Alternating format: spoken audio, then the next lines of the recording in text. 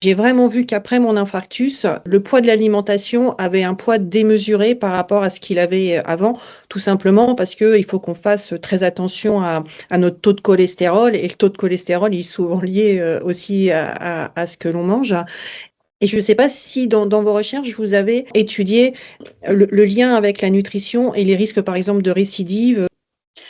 Oui, alors c'est vraiment un axe de recherche qu'on a entamé et qu'on souhaite vraiment poursuivre. On avait publié des travaux préliminaires il y a quelques années montrant justement l'atteinte des recommandations nutritionnelles et aussi de manière plus générale sur le mode de vie par rapport au tabagisme, la consommation Mm. d'alcool chez les patients qui avaient eu une première maladie cardiovasculaire de type infarctus ou potentiellement AVC. Et on avait montré eh bien, que sur certains aspects, il y avait eu des choses positives, c'est-à-dire moins de consommation de produits sucrés, plus de consommation de poissons, de produits de la mer, et une meilleure adéquation sur les recommandations produits laitiers.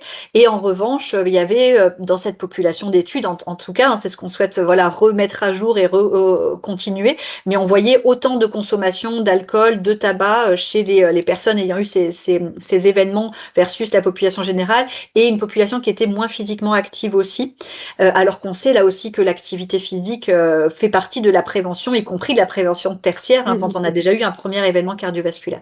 Donc des choses positives et des choses encore à améliorer, et avec exactement ce que vous soulignez là, c'est-à-dire qu'il y a vraiment une fenêtre d'opportunité chez des personnes qui ont pu avoir vécu cette expérience-là et le vivre comme une chance, un nouveau départ finalement, et l'occasion de prendre de meilleures habitudes de mode de vie qui vont aider à prévenir à la fois les maladies cardiovasculaires, mais aussi les cancers et d'autres maladies.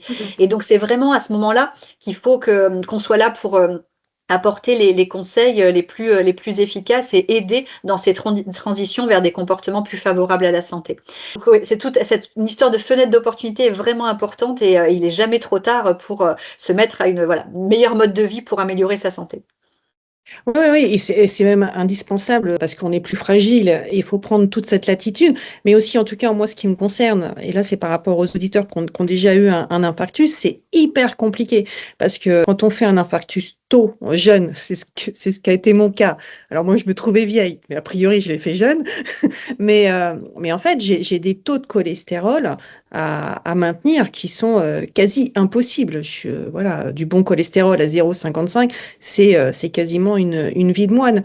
Donc, il y a une sorte de poids aussi qui est sur les épaules et je trouve que c'est compliqué et je me dis que ça doit être hyper compliqué, d'autant plus quand on a des petits budgets, quand c'est économiquement compliqué, quand, je sais pas, quand on est une femme voilà, qui élève seule ses enfants, etc. Et en tout cas, voilà, il y a un poids, il y a une charge aussi, j'arrive pas à trouver le mot, mais quelque part un peu culpabilisante, vous voyez. Oui, je comprends, je comprends. C'est très important là ce que vous soulignez, parce que l'idée effectivement est absolument pas de culpabiliser les personnes, c'est de vraiment aussi garder alors tout en ayant intégré, enfin voilà, en ayant en tête ces recommandations et ce qu'il faudrait faire dans l'idéal, et puis essayer de choisir des produits de meilleur Nutri-Score, etc. Une fois qu'on a dit ça, l'idée c'est vraiment quand même de conserver le plaisir de manger, parce qu'on sait très bien que si on essaye du jour au lendemain, on mange zéro fruits et légumes, du jour au lendemain on se dit bon ben voilà, il faut que ce soit au moins 5, on change toute l'alimentation, voire on se prive, etc. On sait que ça va durer un jour ou deux, et puis qu'ensuite on va tout arrêter, comme les bonnes résolutions après le jour de l'an. Donc l'idée est vraiment pas celle-ci. L'idée est de prendre conscience du fait aussi que la plupart de ces associations entre fruits et légumes, poissons, etc. et santé sont des associations qu'on appelle dose-réponse en recherche. Et donc, ce qui veut dire que plus on va augmenter, si on passe de 0 portion à 1 portion de fruits et légumes, et puis plus tard on essaye d'en rajouter une deuxième, eh bien déjà on va avoir des bénéfices. Et donc l'idée là, c'est aussi pas de se dire bon voilà, oh là là, 5 j'y arriverai jamais, autant tout laisser tomber, faire n'importe quoi. C'est de se dire que chaque petit pas compte et aura déjà des premiers bénéfices, et que c'est toujours un pas de fait vers une meilleure santé, une meilleure prévention. Et il y a aussi quelque chose d'important par rapport à cette notion de culpabilité. C'est des travaux qu'on conduit dans l'équipe, professeur de l'équipe, Sandrine Pénaud, qui dirige cet axe de recherche sur l'alimentation consciente. Le fait aussi de garder justement ce plaisir de manger, ce non-jugement par rapport à ce qu'on est en train de manger, et le fait de se faire aussi plaisir de temps en temps, etc. D'être vraiment à l'écoute aussi de ces signaux de faim, de satiété, d'éviter de manger devant la télévision ou pressé en train de regarder les réseaux sociaux avec des publicités ou des influenceurs qui vous donnent envie de manger des boissons, de boire des boissons sucrées et de manger des barres chocolatées, eh bien, tout ça, ça fait partie aussi de conseils un peu plus qualitatifs qu'on peut donner sur l'environnement alimentaire et qui sont aussi importants. On va plus rapidement sentir la satiété, on va plus rapidement sentir aussi la satisfaction par rapport à ce qu'on est en train de manger, de savourer, etc. Et ça va aussi participer à de meilleures habitudes alimentaires. Et éviter aussi de culpabiliser parce que oui, de temps en temps, aucun problème, on a le droit de manger une sucrerie ou de se faire plaisir avec telle ou telle boisson. L'important, c'est voilà, de modérer la fréquence, la quantité et d'aller vers voilà, une alimentation plus favorable, chacun à son rythme. Je vais juste revenir sur les aliments.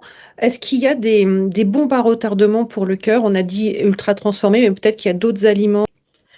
Oui, alors, donc il y a de toute façon l'alcool hein, Oui. de manière régulière qui est pas favorable. Tout ce qui est viande rouge, charcuterie, c'est des choses qui sont à la fois délétères pour la santé cardiovasculaire et aussi pour le cancer colorectal. Donc de toute façon, en limitant ça, on se fait du bien de manière globale. Les graisses saturées, notamment de type beurre, beurre salé, d'autant plus le sel qui est Ah, je facteur de suis une risque notamment Bretonne. d'hypertension. Je J'habite suis en désolée. Bretagne. Ça, c'est impossible. Donc, alors, toujours pareil, tout est une question de fréquence et de quantité. C'est-à-dire qu'un petit peu de beurre salé, voilà, il n'y a pas de problème. Une plaquette régulièrement et dans tout ce qu'on cuisine et tout aussi, là, pour le coup, bon, bah voilà, pour la prévention, c'est pas l'idéal. Mais c'est pas interdit, c'est toujours pareil. Donc voilà, c'est plutôt d'essayer de limiter tout ça. Les boissons sucrées aussi, ça c'est clair sur la mortalité cardiovasculaire et aussi qui passent par des dysfonctionnements métaboliques, maladies du foie gras, donc les MAFLD, etc. Ça fait vraiment partie des choses, donc bombes à retardement, voilà, je ne sais pas si on peut appeler ça comme ça, mais des facteurs de risque vraiment avérés des maladies cardiovasculaires. Et est-ce qu'il y a un vrai différentiel aussi, on en parlait, mais je crois que c'était pas enregistré, mais entre les hommes et les femmes justement par rapport à l'apport nutritionnel? Il y a plus une histoire de portions à adapter, d'ailleurs, qui est sur hommes-femmes et aussi le niveau d'activité physique de chacun, la corpulence, la taille, etc. En revanche, les recommandations qu'on évoque là jusqu'à présent, de limiter les ultra-transformés, privilégier les produits à bon Nutri-Score, la part des végétaux, les fruits et légumes, etc., c'est quelque chose qui va marcher voilà, sur les deux sexes. Voilà, il peut y avoir des aspects liés au métabolisme hormonal qui fait qu'on va avoir en lien, que ça peut être la santé cardiovasculaire, la santé osseuse, etc., des besoins qui vont être différents selon les phases de vie, ménopause, avant, après, etc.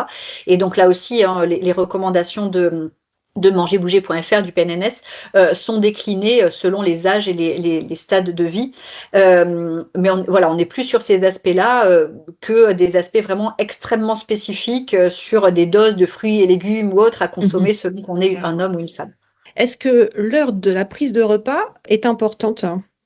Alors ça fait partie voilà, d'un domaine de recherche aussi. Donc Bernard Stroh dans l'équipe qui coordonne ces aspects-là. Très très encore exploratoire hein, pour l'instant, mais très prometteur. C'est-à-dire que dans Nutrinet Santé, on a publié 3 articles sur l'heure des repas, la manière dont on commence plus ou moins tôt à manger dans la journée, on finit plus ou moins tard, la durée du jeûne nocturne, donc cette manière dont les prises sont réparties dans la journée, et différentes maladies, donc cancer, maladies cardiovasculaires et diabète. Et il semblerait, alors je synthétise hein, sûrement un petit peu trop, mais il semblerait qu'un profil d'heure des repas qui commence plus tôt dans la journée, donc manger plus tôt et sur une fenêtre de temps plus restreinte sur les 24 heures, donc éviter de solliciter son estomac H24, eh bien ça serait potentiellement plus favorable d'un point de vue santé métabolique. Ça reste encore très exploratoire, des recherches sont en cours là aussi dans Nutrinet Santé pour y voir plus clair et pour être en mesure là aussi dans quelques temps d'ajouter ça dans les recommandations officielles du Programme national nutrition santé.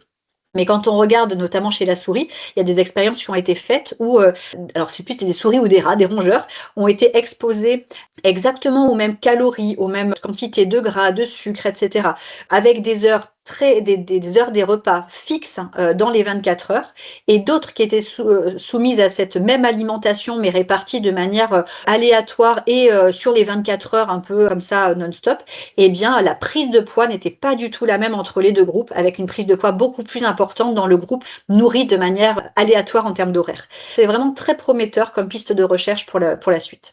J'ai fait d'autres podcasts avec une cardiologue et elle me disait que maintenant, quand on disséquait les cœurs, on pouvait retrouver des particules de plastique.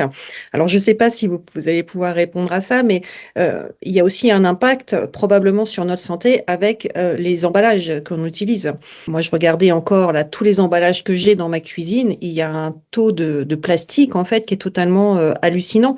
Donc, est-ce que là aussi, vous avez fait des recherches par rapport à ces emballages qui sont autour des aliments qu'on consomme?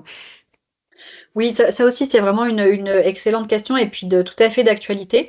Donc là, on est en train justement de démarrer, là, depuis quelques mois à peine, un programme qui s'appelle Food Contact, dans le cadre du dispositif Impact Santé, pour étudier l'impact de tous les contaminants provenant des emballages et des matériaux au contact des aliments sur la santé cardiovasculaire, cancer, métabolique et d'autres outcomes de santé. On a, si vous voulez, à l'heure actuelle, en France, en Europe, il y a à peu près 12 000 substances qui sont autorisées pour entrer dans la composition des matériaux au contact des aliments. Pour une petite partie d'entre elles, qui fait souvent l'actualité en ce moment, on connaît déjà des impacts délétères, bisphénol A ou d'autres bisphénols ou des PFAS dont on entend beaucoup parler. Et en fait, ça représente vraiment une petite partie de tout ce à quoi on est exposé et pour lequel, en fait, finalement, on a très très peu d'idées de l'impact sur la santé. Donc très vraisemblablement, oui, il y a des migrations, soit de microplastiques ou soit contaminants produits chimiques de ces emballages, ces matériaux de contact. Des études toxicologiques et premières épidémiologiques qui commencent à montrer des liens. Un gros programme de recherche dans Nutrinet Santé, là aussi sur ces aspects, couplé aussi avec de la recherche toxicologique. Et donc on espère là pouvoir apporter des réponses dans les 4 prochaines années qui vont permettre là aussi de guider potentiellement les pratiques des fabricants en éliminant certaines substances, certains mélanges de substances potentiellement toxiques et en allant vers des emballages plus favorables à la santé.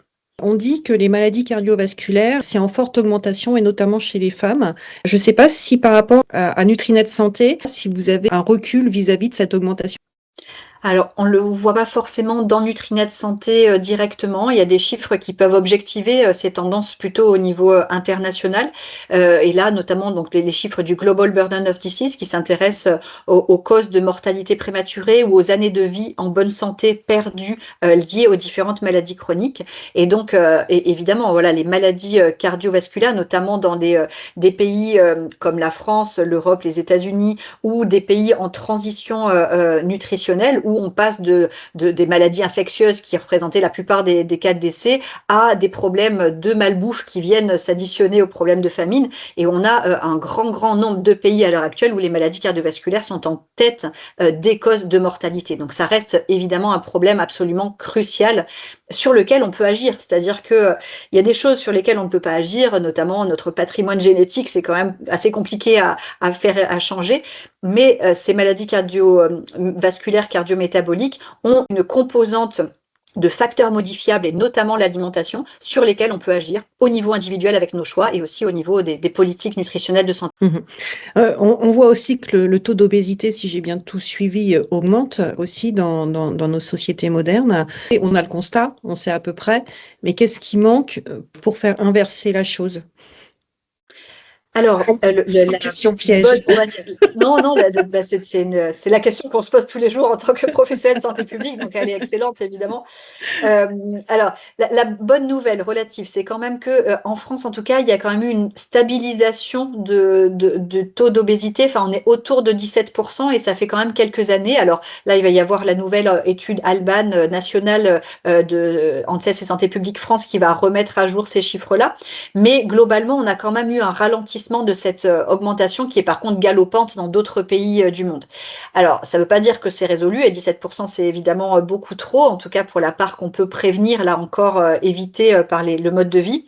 Très vraisemblablement, il faut aller encore plus loin en matière notamment de politique de santé publique. De donner les recommandations, c'est évidemment important. D'avoir introduit déjà le Nutri-Score de manière facultative, c'est important. Mais maintenant, voilà, il faut par exemple rendre le Nutri-Score obligatoire. Il faut agir aussi sur la réglementation de la publicité, du marketing.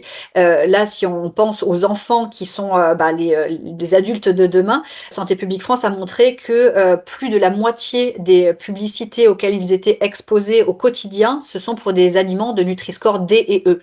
Donc, ils sont bombardés en permanence par des injonctions finalement qui les encouragent à consommer des produits dont on sait qu'ils sont là pour le coup des bombes à retardement pour l'obésité. Donc, tous ces aspects-là, même si des choses ont déjà été faites, il faut vraiment qu'on aille plus loin en matière de politique nutritionnelle de santé publique pour renverser la tendance et éviter des millions de cas. C'est vraiment dans ces termes-là qu'on peut parler. L'OCDE, par exemple, a chiffré que le Nutri-Score permettrait d'ici 2050 d'éviter 2 millions de maladies chroniques en Europe, dont les maladies cardiovasculaires. Donc, il y a des choses à faire. On sait ce qu'il faudrait faire. Donc, maintenant, il faut qu'il y ait un courage politique pour aller jusqu'au bout de ces démarches. Vous avez des choses sur lesquelles on n'aurait pas abordé, liées justement aux maladies cardiovasculaires et à la nutrition? Alors, juste peut-être un petit clin d'œil parce que l'étude Nutrinet Santé qu'on a évoquée, c'est une étude c'est de la recherche publique qui est basée donc sur des outils sur Internet. Donc, on pose des questionnaires alimentaires aux participants et des questionnaires sur le mode de vie et on suit les participants dans le temps en termes d'état de santé, donc apparition de maladies cardiovasculaires ou d'autres maladies. Et c'est vraiment ce qui nous permet d'avancer toutes ces connaissances sur les liens entre nutrition, mais aussi additifs alimentaires, heure des repas ou encore contaminants des emballages et santé cardiovasculaire et autres problèmes de santé. Et donc, c'est une recherche qui est toujours en cours. Et donc, toute personne qui voudrait y participer, si vous avez accès à Internet, vous pouvez vous inscrire sur le site études-nutrinet-santé.fr et ça fait vraiment progresser la recherche publique pour mieux répondre à toutes ces questions qu'on se pose au quotidien pour nos choix alimentaires et la prévention pour une meilleure santé.